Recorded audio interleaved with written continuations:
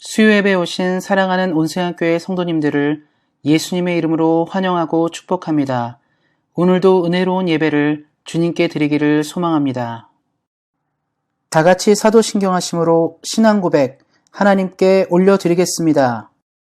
전능하사 천지를 만드신 하나님 아버지를 내가 믿사오며 그 외아들 우리 주 예수 그리스도를 믿사오니 이는 성령으로 잉태하사 동정녀 마리아에게 나시고 본디오 빌라도에게 고난을 받으사 십자가에 못 박혀 죽으시고 장사한 지 사흘 만에 죽은 자 가운데서 다시 살아나시며 하늘에 오르사 전능하신 하나님 우편에 앉아 계시다가 저리로서 산 자와 죽은 자를 심판하러 오시리라.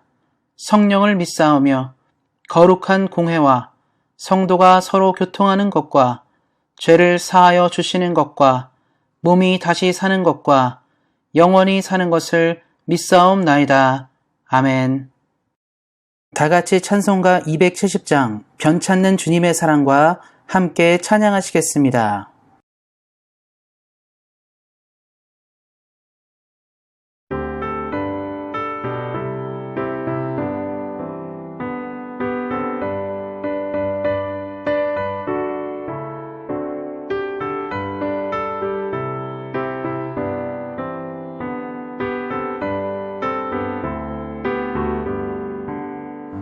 변찮는 주님의 사랑과 거룩한 보혈의 공로를 우리 다 찬양을 합시다. 주님을 만나볼 때까지 예수는 우리를 깨끗게 하시는 주시니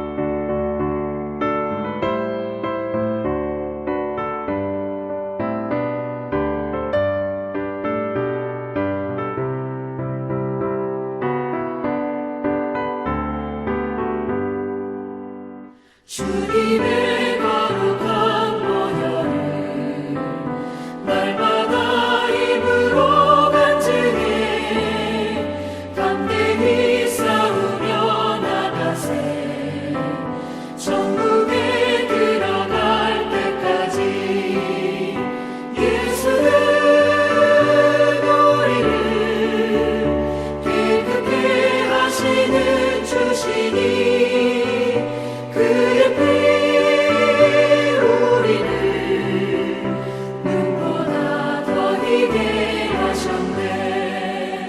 십자가 단단히 붙잡고 날마다 이기며 나가세 머리에 면류관 쓰고서 주 앞에 찬양할 때까지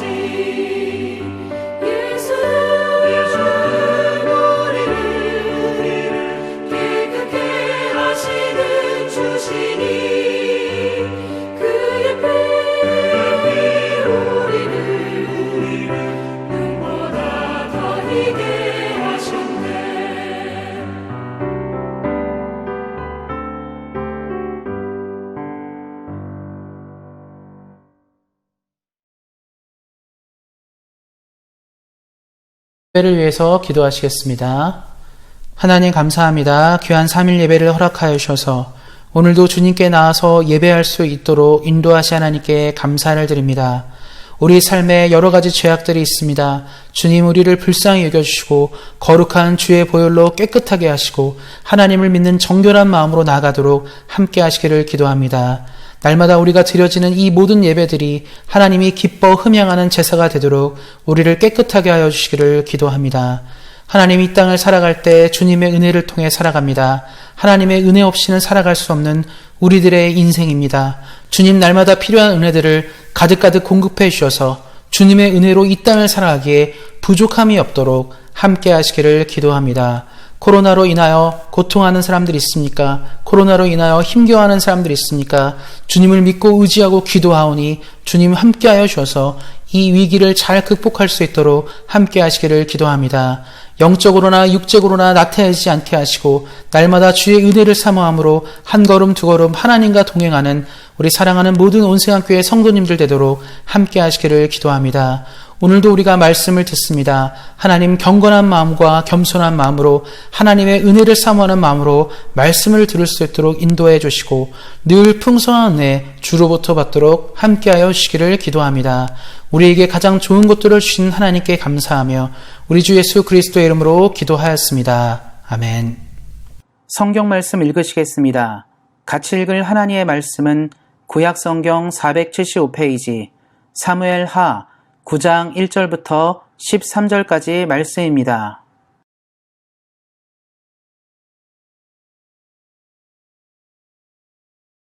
다윗이 이르되 사울의 집에 아직도 남은 사람이 있느냐? 내가 요나단으로 말미암아 그 사람에게 은총을 베풀리라 하니라. 사울의 집에는 종 한 사람이 있으니 그의 이름은 시바라. 그를 다윗의 앞으로 부르매 왕이 그에게 말하되 내가 시바냐? 이르되 당신의 종이니이다 하니라. 왕이 이르되 사울의 집에 아직도 남은 사람이 없느냐?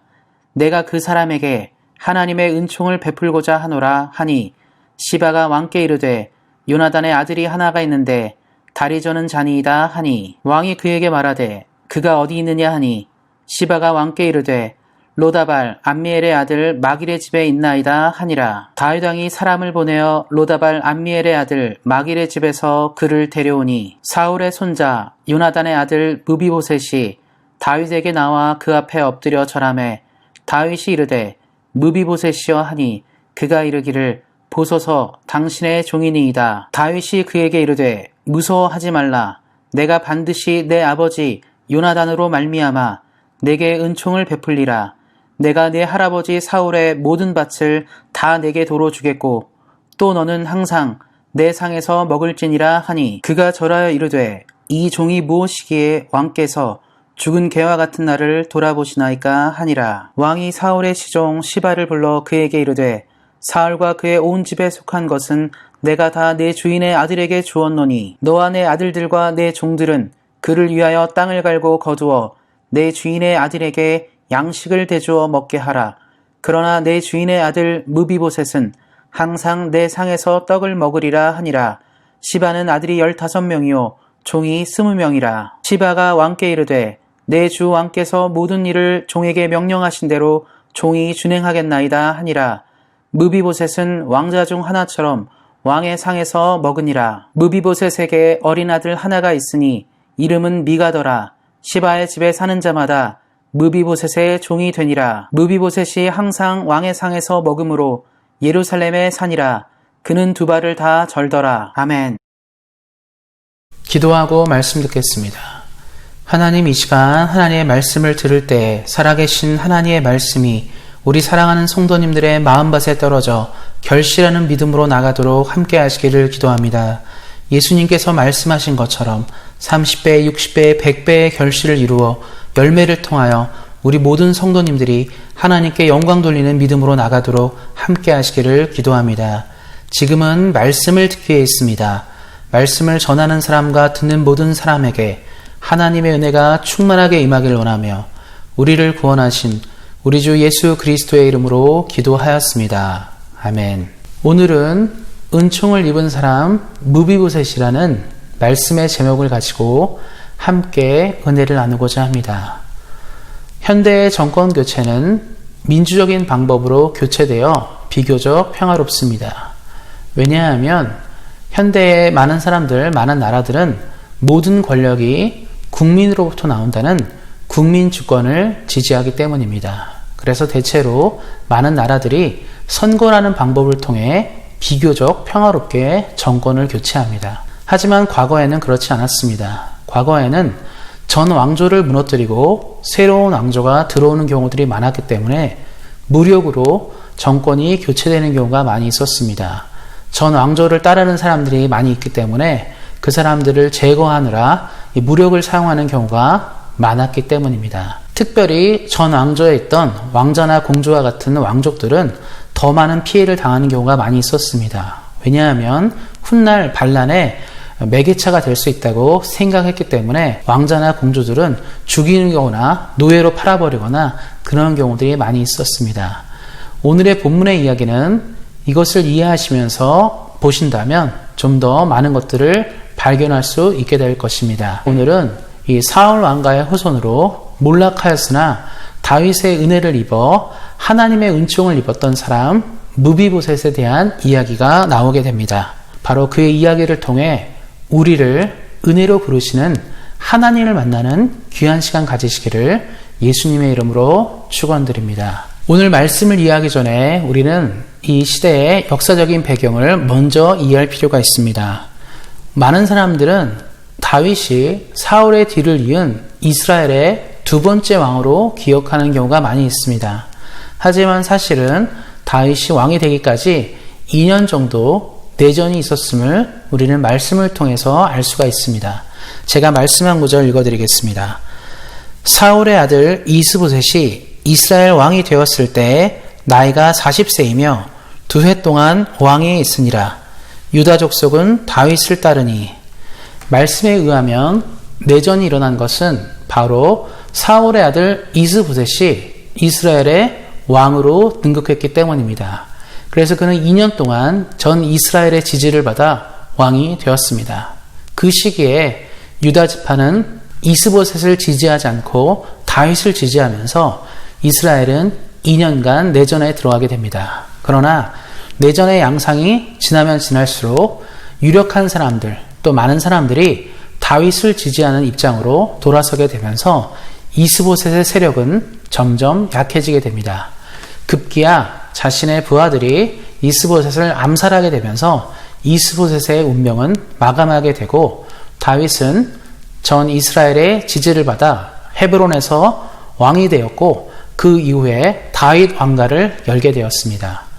새로운 왕가의 등장으로 사울 왕가는 완전히 몰락하게 되었고 그의 가문은 사람들에게 잊혀지게 됩니다. 그러한 가운데 오늘의 이야기가 시작되게 됩니다. 먼저 오늘의 말씀을 보기 전에 이 무비보셋이 누구인지를 한번 생각해 봤으면 좋겠습니다. 무비보셋은 사울의 손자이며 요나단의 아들입니다. 그는 사울 왕가의 왕자였으며 왕손이었습니다. 그런데 그는 이스보셋 사후에 왕으로 지명되지 못하게 됩니다. 그에 대해서 성경이 말하는 바가 있습니다. 제가 말씀을 한 구절 더 읽어드리겠습니다. 사울의 아들 요나단에게 다리 저는 아들 하나가 있었으니 이름은 무비보셋이라. 전에 사울과 요나단이 죽은 소식이 이스라엘에서 올 때 그의 나이가 5살이었는데 그 유모가 안고 도망할 때 급히 도망가다가 아이가 떨어져 절개 되었더라.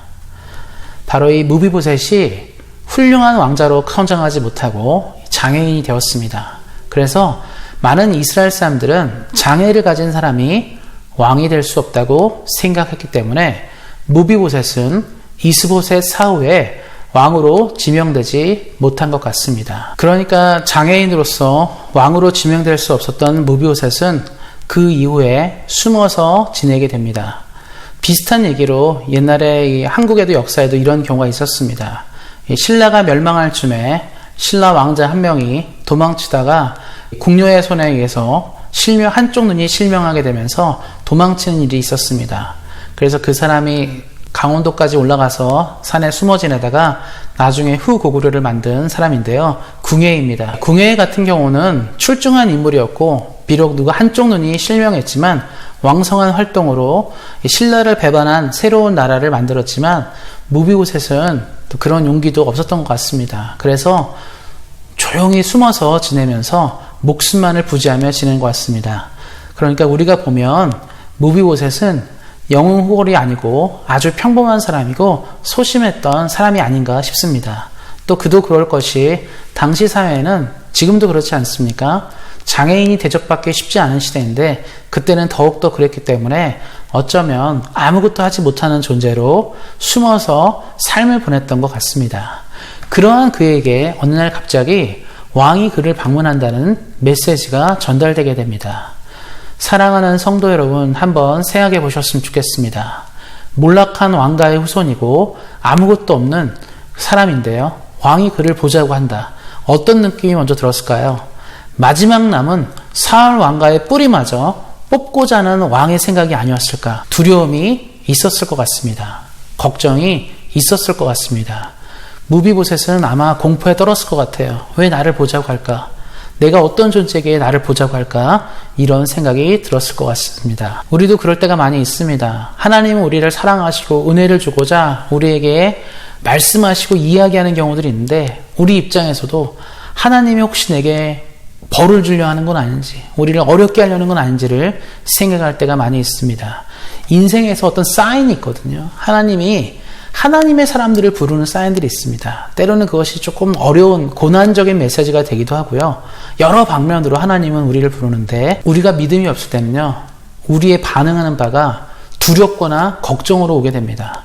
하나님은 우리에게 많은 것을 주고자 하는데 우리는 그것에 응하지 못할 때가 있습니다. 무비보셋이 그랬을 것 같습니다.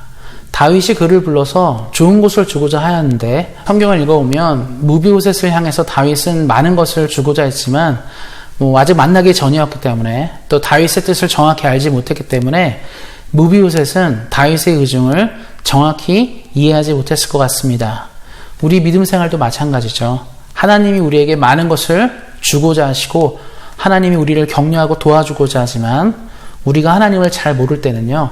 하나님이 우리에게 좋은 것을 주는 분이라는 것을 잘 알지 못하게 됩니다. 무비보셋이 만약에 다윗과 계속 관계를 유지했다면 아마 다윗이 좋은 것을 줄 것을 미리 알았을 것입니다. 그러나 그가 다윗과의 관계가 많이 없었기 때문에 그는 이것을 전혀 예상하지 못하게 됩니다. 사랑하는 성도 여러분, 우리가 그래서 하나님을 더 아실 필요가 있습니다. 하나님 우리에게 늘 좋은 것을 주고자 하시고 베풀고자 하시는 분이십니다. 그런데 우리가 믿음이 없으면 하나님이 내게 어떤 생을 가지고 있는지를 잘 알지 못하게 됩니다. 그래서 우리가 기억해야 될 사실은 무엇입니까? 바로 이 하나님이 어떤 분인지를 먼저 아는 것이 중요하다는 것이죠. 무비보셋은 다윗을 그때까지 몰랐기 때문에 아마 쉽지 않은 여정을 했을 것 같습니다. 그런데 그 다음부터는 다윗이 무비보셋을 어떻게 생각하는지에 대한 내용이 성경에 나와 있습니다. 이 무비보셋에 대한 다윗의 기억이 있었어요. 그건 뭐냐면 무비보셋을 향한 기억이 아니라 무비보셋의 아버지인 요나단에 대한 기억이었습니다. 요나단은 누구입니까? 사울의 장자로서 이스라엘의 왕위를 이어받을 왕자였습니다. 그런데 이 요나단은요, 하나님을 잘 아는 사람이었어요. 그래서 내가 내려갈 자리와 올라갈 자리를 정확하게 알던 사람이었습니다. 그런데 하나님의 뜻이 자신의 아버지인 사울과 자신의 가문에 있지 않고 다윗에게 있다는 것을 그는 알게 되었습니다. 그리고 그는 자신이 왕자였고 다윗은 신하였지만 다윗을 왕으로 대우하였습니다. 요나단이 이런 말까지 해요. 너의 나라가 견고히 설 것이다. 우리나라, 나의 나라는 무너질 것이고 너의 나라는 견고히 설 것이라고 얘기합니다. 생각해 보세요. 이미 다윗은 쫓기는 신분이었고 요나단은 왕자였음에도 불구하고 요나단은 그렇게 생각하였습니다. 그래서 요나단은 아버지가 자신의 아버지 사울이 다윗을 죽이고자 했을 때 최선을 다해서 다윗을 변호해주고 최선을 다해서 다윗을 보호하기 위해서 애를 썼습니다. 우리가 신앙생활 하실 때요, 또 이 땅을 살 때 만약에 우리가 요나단 같은 친구 있다면 우리는 세상 사는 게 든든합니다. 자기 일보다 내 일을 정말 사랑해주는 사람. 남의 일을 사랑해주는 게 쉽지 않잖아요. 우리가 살면서 다 내 것을 챙기거든요. 내 가족, 내 사업, 내 일만을 챙기는데 누가 자기 일보다 우리를 더 챙긴다고 생각해 보시기 바랍니다. 그런 사람 많지 않잖아요. 하나님이 선택한 사람을 위해서 요나단은 그렇게 살아갑니다. 또 우리도 마찬가지 아니겠습니까? 우리도 만약에 누군가의 그런 사람이 된다면 그 사람이 우리를 어떻게 생각하게 될까요? 하나님이 원하는 인간관계가 바로 이것입니다. 요나단은 그럼 어떻게 이렇게 살았냐면 그가 하나님을 알았기 때문에 그래요. 말씀으로 다시 돌아와서 요나단은 이런 사람이었습니다. 그리고 요나단이 다윗에게 그리고 한 가지를 부탁해요. 그건 뭐냐면 우리 왕가는 몰락하게 될 텐데 제가 서두에 말씀드린 것처럼 왕가가 몰락하게 되면 다 죽이거나 없애거나 그런 경우가 과거에는 많았습니다. 그래서 다윗에게 부탁을 해요. 너가 왕이 됐을 때, 다윗 네가 왕이 되었을 때 우리 가문을 기억해달라. 우리 아이들을 기억해달라고 얘기하게 됩니다. 다윗은 이것을 기억했어요. 마음에 품고 있었습니다. 그가 왕위에 오르고 나라가 안정되었을 때 그는 요나단과의 약속을 기억하게 됩니다. 사랑하는 성도 여러분, 우리가 봐야 될 게 또 이 지점이에요. 다윗이 왜 훌륭한 사람이냐면 물론 여러 문제를 일으키기도 했지만 그가 좋은 사람으로 우리에게 기억되는 것은 그는 약속을 기억했다는 것입니다.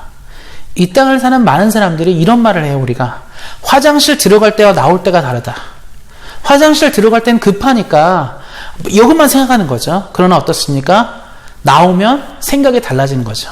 급한 일을 처리하고 나면 우리는 다른 생각을 하게 된다는 거죠. 우리가 역사를 통해 또 많은 이야기를 통해 보는 게 뭡니까? 궁하고 어려울 때는요. 굽실대고 살려달라고 도와달라고 굉장히 많이 해요. 그리고 그런 도움을 받아서 잘 되잖아요. 잊어버리는 경우가 너무 많습니다. 은혜를 갚지 않은 경우들이 굉장히 많아요. 은혜를 보답하는 경우가 정말 적습니다. 이 땅을 사랑하는 많은 인간들의 모습이 그렇다는 거예요. 그래서 우리는 실망하죠. 이런 말 잘 많이 합니다. 아, 사람이 변했네. 높은 자리에 가니까 자신이 괜찮아지니까 변했다는 말을 듣게 됩니다. 그런데 다윗은요, 자신이 왕이 되었을 때 변하지 않았어요. 한결같다는 뜻입니다. 하나님의 사랑하는 인생이 바로 다윗과 같은 인생입니다. 한결같은 것, 변함없는 사람이죠. 우리 사랑하는 온세상교회 성도님들이 변함없는 삶을 사셨으면 좋겠습니다. 지금이나 나중이나 강할 때나 연약할 때나 부할 때나 가난할 때나 동일한 마음으로 하나님을 섬기셨으면 좋겠습니다. 다윗이 그랬기 때문에 칭찬받고 사용받은 것입니다. 다시 말씀으로 돌아와서 다윗은 그 시절을 생각했어요. 자기가 도망가던 시절 자기를 도왔던 요나단을 생각하면서 그는 무비보셋을 찾아내게 된 것입니다. 그래서 다윗은 무비보셋을 복권시키기로 결정하고 그의 삶 가운데 왕자들과 함께 누릴 수 있는 권한을 다시 한번 주기로 결정하게 됩니다. 그래서 이 말씀 보시면 사무엘하 9장 13절 말씀 보면 이렇게 나와 있습니다. 무비보셋이 항상 왕의 상에서 먹음으로 예루살렘에 사니라. 그는 두 발을 다 절더라. 다윗은 무비보셋을 왕의 식사, 왕의 자리에 초대해서 먹게 하였습니다. 그리고 예루살렘에 왕과 함께 거주할 수 있는 권리를 부여하게 됩니다. 과거나 지금이나 왕과 함께 지낸다는 것은 복입니다. 무비보셋은 몰락한 왕가의 후손이었지만 다윗은 그를 왕자로 대우하게 됩니다. 이것이 왜 의미가 있냐면 우리가 성경을 통해서 이것을 좀 봤으면 좋겠습니다. 무비보셋이 다윗과 함께 있는 것이 큰 의미를 지니기 때문입니다. 무비보셋의 회복은 신분만의 회복이 아니었습니다. 다윗은 그의 신분을 회복했을 뿐만 아니라 그에게 많은 것들을 주었습니다. 특별히 저는 이 말씀이 너무 좋았습니다. 13절에 예루살렘에 사니라. 바로 하나님 곁에 사는 것이 무엇입니까? 우리는 새 예루살렘에 사는 것이라 얘기하거든요. 나중에 우리가 하나님 옆에 사는 것을 얘기할 때 이 말씀을 생각하셨으면 좋겠습니다. 무비보셋이 다윗 왕 옆에서 살았던 것처럼 하나님은 우리를 하나님 옆에서 살게 하실 것입니다. 우리의 신분을 회복할 뿐만 아니라 하나님과 함께 살 수 있는 은혜를 베푸시게 될 것입니다. 제가 또 말씀한 구절을 또 보도록 하겠습니다. 사무엘하 9장 8절 말씀입니다. 그가 절하여 이르되 이 종이 무엇이기에 왕께서 죽은 개 같은 나를 돌아보시나이까 하니라. 무비보셋은 자신을 죽은 개처럼 여겼어요. 죽은 개가 무엇을 말합니까? 쓸모없는 존재, 아무것도 할 수 없는 존재로 자신을 여겼습니다. 또 실제로 그랬고요. 무비보셋은 다윗을 위해 할 수 있는 것이 아무것도 없습니다. 차라리 몸이라도 튼튼하면 다윗이 무비보셋을 쓰잖아요. 그러면 내가 칼을 연습하고 무기를 연습하고 싸움을 연습하고 여러모로 연습해서 다윗을 돕는 사람으로 쓸 수 있을지 모르겠습니다. 그런데 그는 이미 다리도 절기 때문에 할 수 있는 일이 없어요. 너 도와주기만 해야 되는 존재였습니다. 보기에도 치근하고 처량한 존재였고 아무것도 못하는 존재임을 스스로도 알았습니다. 그래서 그는 이렇게 얘기하죠. 죽은 개와 같다. 성경에서 죽은 개와 같다는 것은 두 가지를 의미합니다. 첫 번째는 자신을 굉장히 낮춰서 부르는 말이에요. 저는 정말 아무것도 못하는 존재이고 쓸모없는 존재입니다. 이럴 때 쓰고요. 두 번째는 언제 쓰냐면 상대방이 나를 비하할 때, 저건 아무 쓸모가 없어 할 때 쓰는 표현이에요. 첫 번째나 두 번째나 똑같은 건 뭐죠? 쓸모없다가 내포되어 있습니다. 무비보셋은 자기를 알았어요. 쓸모없는 존재. 다윗에게 도움이 되지 못하는 존재인 것을 알았습니다. 그런데 다윗이 그를 선택하고 사랑해 준 것이죠. 이유가 무엇이죠? 하나예요. 요나단과의 약속을 기억했고 그를 불쌍히 여기고 치근히 여겼기 때문입니다. 사랑하는 성도님들, 이 말씀을 주목하실 필요가 있습니다. 이 땅을 살 때 우리는 필요한 존재에게 많은 것을 줘요. 이 사람이 쓸모있다고 생각할 때 투자하고요. 괜찮다고 생각할 때 우리는 투자합니다. 그래서 우리가 장학금을 준다고 할 때 가끔 보면 이제 붙어 있더라고요. 갤러리아 같은 데서도 한인 학생들에게 장학금을 준다. 대학교에서도 그렇고 여러 곳에서 장학금을 준다 할 때 기준이 뭐죠? 여러 가지 기준이 있는데 형편이 어려운 사람도 있고 다 그런데 대체로 장학금의 기준은 형편이 어렵든 어쨌든 상관없이 공부를 잘해야 돼요. 쓸모 있는 것을 증명해야 됩니다. 내가 쓸모 있다는 것을 증명할 때 그래 우리가 너한테 투자할까를 얘기하는 것이죠. 우리가 회사를 입사한다고 생각해 보시고 우리 무언가를 할 때 생각해 보세요. 대부분 다 뭐죠? 쓸모 있는 데 투자해요.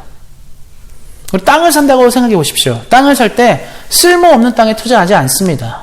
쓸모없는 땅에 투자하면 대부분 사기를 맞죠. 대부분 다 쓸모 있는 것에 투자를 해요.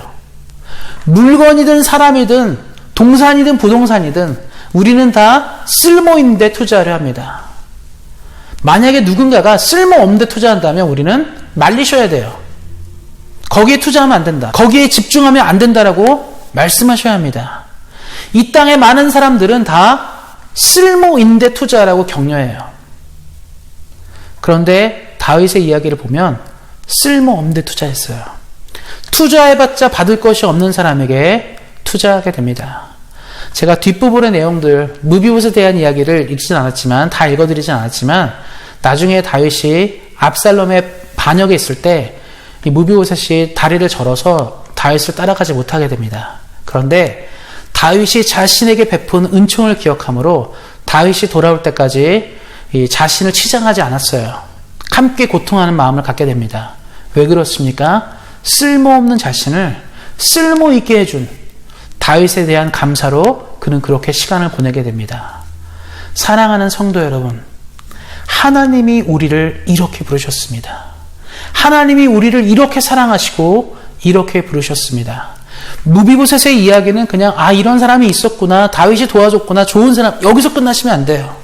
하나님은 우리를 그렇게 부르셨습니다. 성경이 이렇게 말해요. 로마서 5장 8절에 우리가 아직 죄인 되었을 때 하나님께서 그 아들을 우리에게 내어주셨다고 표현합니다. 거기서 이렇게 표현하거든요. 죄인 되었을 때, 다른 말로 하면 뭐죠? 쓸모없을 때 하나님께서 아들을 우리에게 보내주시고 하나님이 우리를 얼마나 사랑하시는지 자신의 사랑을 보여줬다라고 얘기하고 있습니다. 무비보셋처럼 쓸모없는 우리와 같은 존재를 하나님이 선택하신 거예요. 우리가 잘나고 뛰어나고 대단해서 선택하신 것이 아니라 부족하고 약해서 선택했다라고 얘기하고 있습니다. 성경 곳곳에서 얘기하는 것은 하나님이 이렇게까지 말씀하십니다. 내가 왜 이스라엘 너희를 택한 줄 아느냐? 세상 모든 민족 중에 너희가 가장 약하기 때문에, 너희가 나의 도움이 가장 필요하기 때문에, 너희가 가장 쓸모없는 존재이기 때문에 너희를 선택했다라고 말하고 있습니다. 하나님은 우리 사랑하는 성도님들을 그렇게 선택하셨습니다. 저를 선택하셨고 우리를 그렇게 선택하셨습니다. 부족하고 약한 우리들의 삶 가운데 하나님이 은혜의 초대를 하게 되신 것입니다. 우리가 무엇을 했기 때문이 아니라, 우리가 무엇을 어떤 것을 이뤄냈기 때문이 아니라 그냥 전적인 은혜로 우리를 초대하셨어요. 이것은 우리 삶의 감격이 되어야 합니다. 은혜가 되어야 합니다. 이제 우리는 어떻게 살아야 됩니까? 무비보셋의 삶 가운데 그가 은혜를 입었을 때 그는 어떤 마음으로 살았을까요? 아마 평생토록 감사했을 것 같아요. 나는 이미 죽은 존재고 죽은 개와 같은 존재이지만 나를 불러주신 다윗을 생각하며 다윗을 향한 평생 감사로 살았을 것 같습니다. 하나님이 우리를 부르셨습니다. 우리는 어떻게 살아야겠습니까? 세상을 살다 보면 마음이 힘들 때 있고 지칠 때 있고 어려울 때 있습니다. 눈물 나고 한숨 나고 원망 있고 좌절될 때가 있고 힘겨울 때가 있습니다. 그럴 때 우리는 어떻게 살아야 됩니까? 기억하셨으면 좋겠어요. 나와 같은 존재를 부르신 하나님 앞에 오늘도 내일도 우리가 할 일은 무엇입니까? 감사입니다. 은총을 입은 사람이 해야 될 행동은 뭐죠? 감사입니다. 우리가 찬송가 부를 때 그런 얘기 굉장히 많이 하죠. 늘 울어도 눈물로써 우리가 이걸로밖에 갚을 게 없다고 얘기합니다. 아무리 울어도 갚을 게 이거밖에 없는 거예요. 뭐가 없습니다. 능력이 없고 가진 게 없어요. 아무리 울고 외치고 뭘 해도 우리가 하나님께 갚을 것은 눈물밖에 없습니다. 다른 말로 하면 뭐죠? 감사라는 뜻이에요. 감격으로 살라는 뜻입니다. 감사하는 인생이 되라고 성경이 말씀하는 것입니다. 우리 사랑하는 성도님들, 무비보셋을 통해서 하나님이 우리를 부르신 은총을 기억하셨으면 좋겠습니다. 그리고 우리가 이 땅을 살아갈 때 그 감격으로 사셨으면 좋겠습니다. 지금 내가 가진 것이 없어도, 지금 내가 누리는 것이 없다 하더라도 하나님은 우리를 부르시고 사랑하십니다. 이것들을 기억하시고 늘 은혜 가운데 믿음으로 말씀으로 승리하시는 우리 사랑하는 온세안교회 성도님들 되시기를 예수님의 이름으로 축원드립니다. 말씀을 맺고자 합니다. 계속 말씀드린 것처럼 우리는 감사하며 사는 인생이 되어야 할 것입니다. 영적인 절름발이와 같이 잘 걷지 못하는 우리 인생에 하나님은 우리를 찾아오시고 우리가 온전한 모습으로 살 수 있도록 우리를 인도하셨습니다. 거기에서 지나지 않아 하나님은 하나님의 자녀 되게 하시고 영적인 풍요와 육적인 풍요도 허락하셨습니다. 이것들을 기억하시고 늘 하나님께 보답하는 마음으로 감사가 삶에서 끊이지 않으므로 주님과 함께 동행하시기를 예수님의 이름으로 축원드립니다. 기도하겠습니다. 하나님 감사합니다. 우리에게 은혜를 허락하신 하나님, 무비보셋의 인생을 통하여 우리는 하나님의 은혜를 보게 됩니다.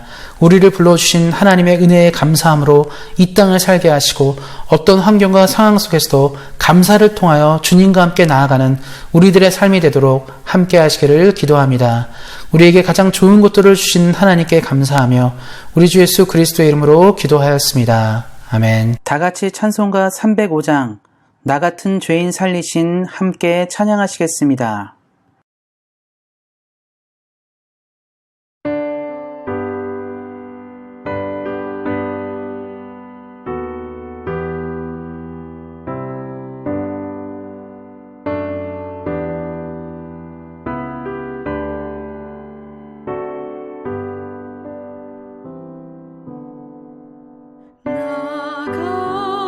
같은 죄인 살리신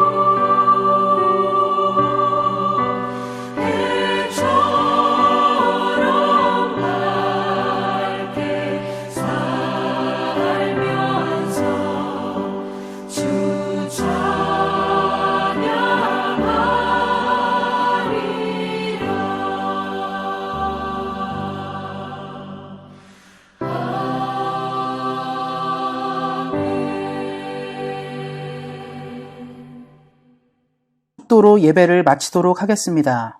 이제는 우리 주 예수 그리스도의 은혜와 하나님 아버지의 그 크신 사랑과 성령의 교통하심이 무비보셋처럼 은총을 입음으로 이 땅을 살아가기 원하는 사랑하는 온세상교회 모든 성도님들 머리 위에, 이들의 가정과 자녀와 사업과 일터 위에, 그리고 주의 긍휼이 필요한 대한민국과 캐나다 위에 이제로부터 영원토록 함께 하시기를 간절히 축원하옵나이다. 아멘.